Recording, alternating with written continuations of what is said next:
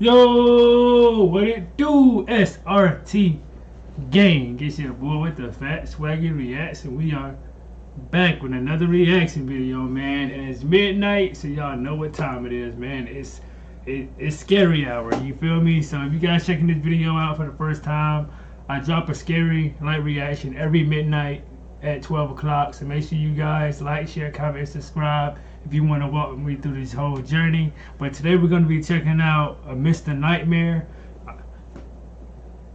And I wanted to check out this one because because we know, like, Trump and everyone is trying to get the schools and stuff, back together and stuff like that. And I just want to just go ahead and react to, like, 3 disturbing true school stories. So we about to go ahead and get into this. So I just want you guys to think about this. If you think about, like, like letting your kids go off back to school, like, to me, I'm more with just having my daughter, like, online. We could stay here and just, know what I'm saying, stay away from everybody. Know what I'm saying? For real. But hey, like, everyone's different. Like, some people like their privacy, like when their kids are gone. Hey, but to me, with me, nah, bro, I'm not messing with it. So until this thing is completely gone. But the way it's looking like, it ain't going nowhere no time soon. So we finna go ahead and get into this, man. 3 disturbing true school stories, man. So let's go ahead and get into this. I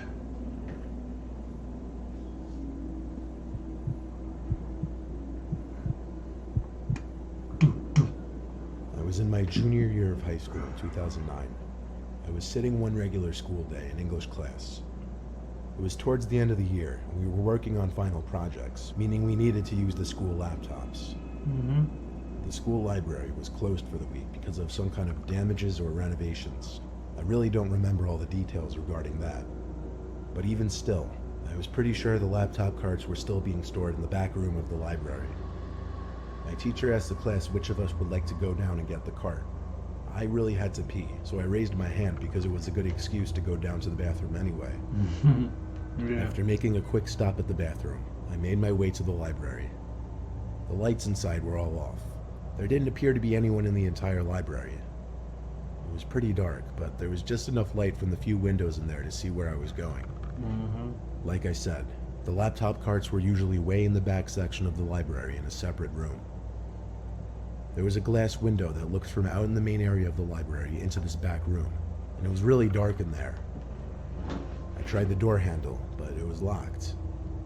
Now I looked around not knowing what to do. I didn't really want to go back to the classroom to tell my teacher. I looked around the library, hoping there was maybe at least one staff member in there. I did hear something coming from the other corner of the library, actually. As I walked closer, it sounded like some kind of consistent clicking sound. It was coming from one of the study rooms that classes would sometimes be held in. The door to this room was cracked open, but it was also dark in there. There were also windows that looked into this room, so instead of marching straight in there, I tried looking in through the window in the main section of the library. I was like 80% sure I could see someone standing in the back corner of this little room. Oh, no, bro, do you not see their eyes? Look at that. No, ain't no way. Couldn't have been me. No, sir, I would have been, you got it, coach. I'm out. I'm running. Back corner of this little room. I pushed the door open a little more and called into the room. My voice echoed a bit. Hell no. I tried hitting the light switch, but the lights didn't turn on, confirming the power was shut off in the library. I stepped into the room, a bit confused why I didn't get an answer. I wanted to confirm that what I was seeing was a person. It's so hard for me to explain what I was seeing. It literally looked like a humanoid figure from the doorway. That's crazy. Head, torso, and everything. I didn't even have a cell phone back then to use to light up the room. Damn, well, you had a flip phone, didn't you? You had a flip phone, boy. You ain't had no camera? I mean no flashlight on your phone? Deeper into this room, but I stopped when I started to become disturbed by what I was seeing. It didn't look like a person anymore. It looked like some kind of thing. Humanoid thing. I was pretty sure he or it or whatever was looking at me. I could make out a face on its head, which was easily twice the size of a normal human head. Oh, Not to damn. mention how tall this thing was. Maybe 7, 8 feet up. God damn. It was completely still, as was I. And it wasn't until I saw movement in the corner that my heart completely dropped, and I ran out of the room and out of the library. I was breathing heavily, heart racing. A teacher I knew, named Miss Carp, happened to be walking by in the hall, and I asked her frantically to follow me into the library to see. She asked me in a stern voice why I was even going into the library, given that no one was allowed to enter that week. I told her that I was sent to get the laptops, and maintaining her stern voice, she told me all the laptop carts were moved to the presentation room. Apparently, I had zoned out when my teacher mentioned this. I told Miss Carp to follow me into the library anyway to show her what I saw. But when she reluctantly followed me there, not only was nothing there in that back room, but the light inside of that room was now working. What? Miss Carp was annoyed with me, and of course she didn't believe me, man. just thought I was seeing things. I eventually went back to class with a computer cart for the presentation room, and explained to my teacher that I went to the library by mistake. I never really mentioned what I saw to anyone else for fear of sounding stupid or crazy. I don't know if I believe in ghosts or paranormal shit, but I really have no freaking clue what I could have seen in there. Sure, eyes can play tricks on you, but not like that. I saw something big in the corner of that room. Something not human. Damn, that's crazy, bro. Man, yo. That's crazy. I went to a relatively small commuter college in Delaware. During my freshman year, I had my classes set up horribly. I would get to school at 3 p.m., have a couple classes, then a 2-hour gap before my next class, and I wouldn't leave campus until around 9. I'll admit, in my early years of college, I was kind of antisocial. I could have been trying to meet up with people.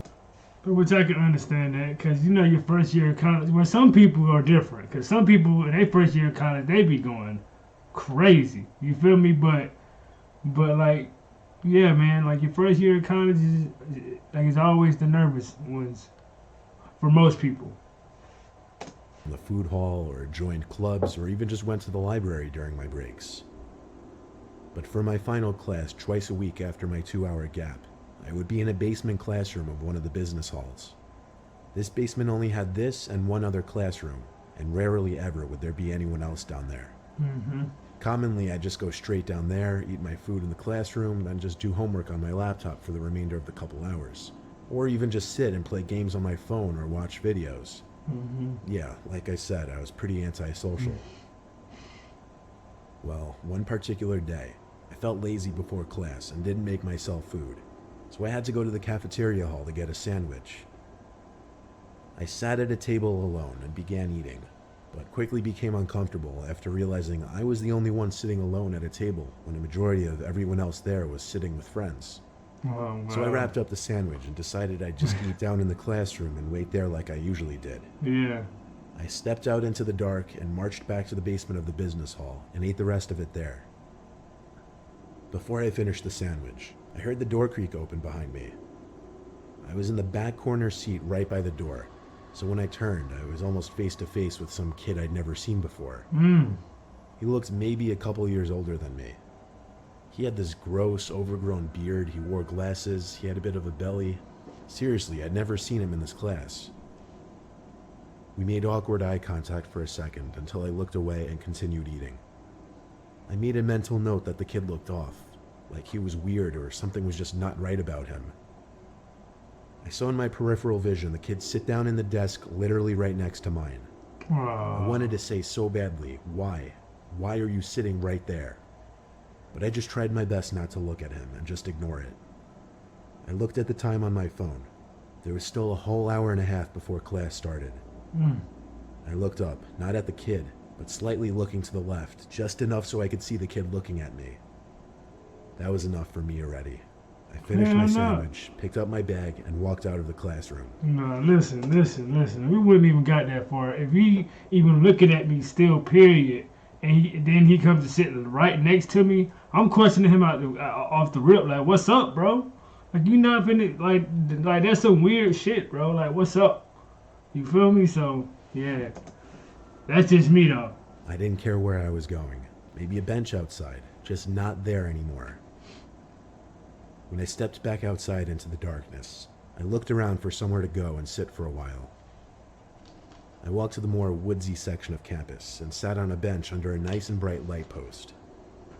It was chilly out since it was late fall, but I'd deal with it. Not many students walked by this section of campus. It was by a pretty unused small parking lot surrounded by trees everywhere. Suddenly, I heard cracks and crunches of leaves. I looked around and spotted something. Between two pine-like bushes, there was someone standing there. I stood up and extended my neck out, I guess, to get a better look. It was that guy again. He wasn't even making an effort to hide his face. Oh, Lord. I was about to take off again when he cut through the two bushes and said hi. He started to talk to me, but the way he spoke was also off. He'd overpronounce everything, if that makes sense. He started asking me so many questions about myself, like if I go to school here, what my major is, where I work, what I do weirdos, man. Some weirdos, man. So painfully uncomfortable, but I tried to be nice by also asking him some questions. We ended up sitting down for a while. Eventually he asked for my number. I don't know why I gave it to him. Oh, no. You gave him your phone number, bro? Oh, yeah, you fucked up. Like, you fucked up, bro. Like, not letting... It was already weird for him to just come opening the door, sitting right beside you, and looking at you. Like, come on, bro. And you gave him your number now? Oh, man. Trying to be nice. Then he turned it weirder. He asked where I live. At first I answered with my hometown, but he said no. Like, where do you live? I paused, not knowing what to say. I repeated my same answer. Then he said, no, like, what's your address? I didn't even ask him why he was asking that. You've been at it. I gotta go, and quickly walked away. I was about to say. When I looked back, the guy was following me. I didn't know what was wrong with him, but he was freaking me out. Yo. I skipped class that night and drove straight home. I crashed into bed and started doing my homework. After finishing a short paper, I checked my phone, and it was full of texts from some random fake number. This the guy. There had to be like 20 texts. They were all from that kid. It started with, hey. Then he worked down to, you have a nice house. I said, whoa, bro, he just said you have a nice house, meaning he followed you all the way to your hometown, literally. Like, come on, bro. There's some weirdos out here, I felt man. the pain in my chest area. Oh my god. I replied back, go away or I'm calling the police. Then there was a knock at my window. I had the shade down. I couldn't see who it was. But along with the knock, I heard a muffled but familiar voice say, open the window. I yelled on calling the cops. Then he went silent. Wow. My mom and dad weren't home, so I really did end up calling the police. Nothing else happened before the police came. I showed them the texts and explained the whole story. They said, though, that it would be better to see if it continued, since the kid didn't actually make any threats yet. They left, saying call again if he came back to the house and to block his number. The next day, the college sent a text to all students' phones warning about sightings of a dangerous young man seen walking around with a knife. What? Classes were shut down for the day, and police searched the entire campus. I called to give my story and was asked to give it to the police again. As far as I know, that creepy guy was never caught. I don't know why he was targeting me. I don't know what his motive was. But this is the story about how I was almost murdered in my own home by someone I met at school. Crazy, bro. Wow, like that's what I'm saying. Like, bro, like if you guys are planning on sending your kids off back to school, bro, please do it with caution, or just make sure they're well protected. They got a friend or something, or a family member that goes there too or something, and just make sure that they're always together, man, because you never know. Because you never know. It's some weirdos out here, bro. It really is.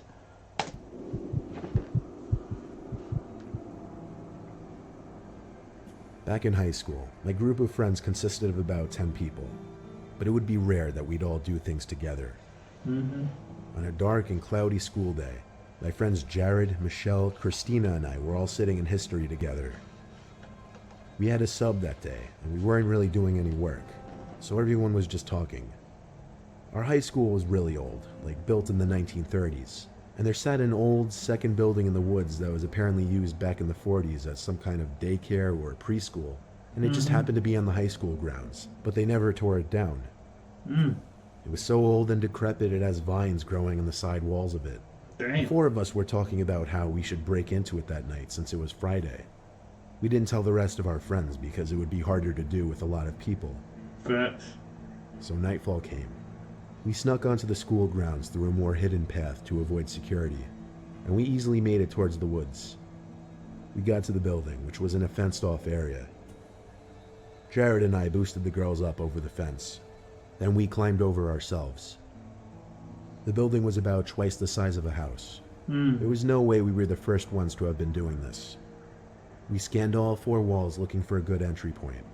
There were multiple windows, and then we found the front door to the building. Locked, of course. Jared and I ended up breaking a window, but we had the girls keep watch. Once again, we boosted the girls up inside first, then Jared crawled inside, and lastly me. It took me a bit to squeeze in. I was the biggest one there after all. I actually cut my hands on some glass. After managing to get in, I looked around in the dark, cold room I was standing in. I realized it looked like an archaic, class-like room, but I also realized my friends weren't in there. What? I yelled Jared's name over and over. I left the little class-like room and entered a tight, decrepit hallway. There were a bunch of open doors leading to similar classrooms, but now I was more focused on finding my friends. I had Like, no first idea. off, like, why would y'all even leave him? For one, if y'all going in there together, and two, like, y'all shouldn't even be there in the first place. Why they went ahead of me so quickly. I called their names again and again to no avail. I looked into all the tiny classrooms until I got to one, where I saw Jared standing in the corner. He was looking out the window. I said, "Dude, what the hell are you doing, and why couldn't you wait for me?" He just turned and looked at me, I guess. I couldn't make eye contact in that darkness. The fuck? I looked down the hall again and called both girls' names. And with that, I heard someone stepping on something pretty loudly further down the narrow hall. I stepped through the mess of random school objects littered on the floor and got to the last classroom on the left. And the second I looked inside, someone jumped out and screamed in my face. I nearly had a heart attack. Yo. But it was Jared. Christina and Michelle came out from behind me, hysterically laughing. See, bro, They see, revealed man, like, they be playing too much. See, those type of friends right there, bro, like, it's cool at a certain point. Like, if y'all going to certain places looking for certain things, and then, like, if they just go down, like, you know, everyone makes it to the house and they try to scare you, I don't know, bro. I don't know, man, but I guess it's all fun. It's all fun and whatever, but that's crazy. Christina and Michelle came out from behind me, hysterically laughing. They revealed that they came up with a plan to hide from me, to scare me a few minutes before going in. Okay. I playfully shoved Jared, but with my heart still racing from the scare, it started racing even faster, because I remembered that figure I just saw in that other classroom. I told them all to shh, and whispered I saw someone else and thought it was Jared. I waited for them to follow me back to that classroom, but whoever that person was in the corner wasn't there anymore. I stepped into the classroom, but it looked empty. Then I heard one of the girls gasp. I stepped back to them and looked at what the three of them were looking at. She was pointing at the crack between the door to the classroom. There was someone standing behind the door, with their face pressed up between the crack to the door. Oh, The two girls no. screamed, and Jared yelled, "Let's get out of here." We all ran back to the window we came in through. I was the last one to climb out, and I can't tell you how scared I was that I was going to be grabbed by the legs and pulled down as I was climbing through. Hell But I made it no. out. Okay. We hopped good. the fence again and ran back to Christina's house. It didn't make sense. The door to the building was locked, and the window we smashed was the only open window. So how could that man have gotten in? Better question, what was he doing in there? We told the rest of our friends, and rumors quickly spread about the building. I'm sure others went in there after that, but we never went near that building again. Hell no. Wow, bro. Shouts out to Mr. Nightmare, bro. That was 3 disturbing true school stories. So like I was saying, guys, like if you guys are planning on sending your kids back to school, please make sure that a family member or someone is there to watch over them, bro, because you never know like what could happen. You feel me? So if you guys enjoyed this reaction, of course let me know by liking or disliking the video, and make sure that you guys subscribe to the channel, hit that bell, and tune in every midnight for a scary reaction, man. And I'll be back with another one tomorrow at 12. So make sure you guys are here, man. And the SRT gang, I'm out this thing, man. Let's get it.